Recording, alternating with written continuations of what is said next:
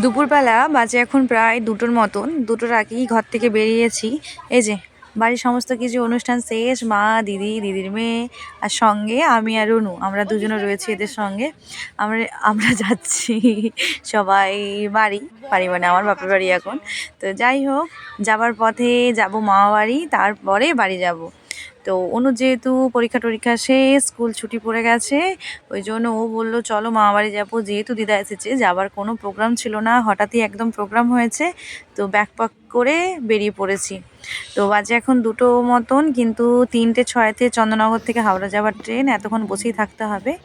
এর শরীরটা খারাপ, ওই জন্য একটুখানি ঝিমিয়ে রয়েছে। বাড়ি থেকে ভাত টাত কিচ্ছু খেয়ে বেরোয়নি, সে সকালবেলা খেয়েছিল 2টো মুড়ি। তো এখানে এসে বললাম আমার খিদে পেয়েছে, কিছু কিনে দাও। তো কিনে দেওয়ার মধ্যে দেখলাম কিছুই নেই, ওই 2টো কেক কিনে দিয়েছি 2 বোনকে, ওরা খাক। তো মোটামুটি আজকে সব কিছু একটু ঢিলেতেই চলছে, ট্রেনও লেট প্রচণ্ড। তো এই যে দেখতে পাচ্ছেন গরুর গাড়ির মতন ট্রেন যাচ্ছে, ওপর থেকে আবার ওনার শরীর খারাপ, দিদার কোলে ঘুমিয়ে আছে, আর প্রচণ্ড ভিড়, প্লাস ট্রেন নোংরা, মানে সব মিলিয়ে একদম একটা বাজে পরিস্থিতিতে আমরা পড়ে গেছি আজকে।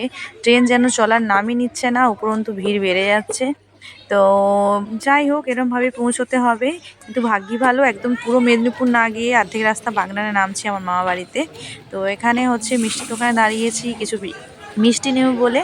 তো বাড়ির জন্য যে মিষ্টি নেবো সেগুলো তো সিলেকশন হয়ে গেছে, মা ওইদিকে প্যাক করাচ্ছে মিষ্টিগুলো। তো এখন হচ্ছে দিদার জন্য কি মিষ্টি নেবো সেটা ভাবনা চিন্তা করা হচ্ছে। মা বললো দিদা রুটি দিয়ে সীতাভোগ খেয়ে নেবে, সীতাভোগ নিয়ে নে, আর আমার ইচ্ছে হচ্ছে একটুখানি মোয়াও নেবো। তো দুটোই ভাবছি একটুখানি করে নিয়ে নিই। ভিডিওটা এখানেই শেষ করছি। ভিডিওটা যদি ভালো লাগে প্লিজ লাইক অ্যান্ড শেয়ার করবেন, আমার চ্যানেলটি ফলো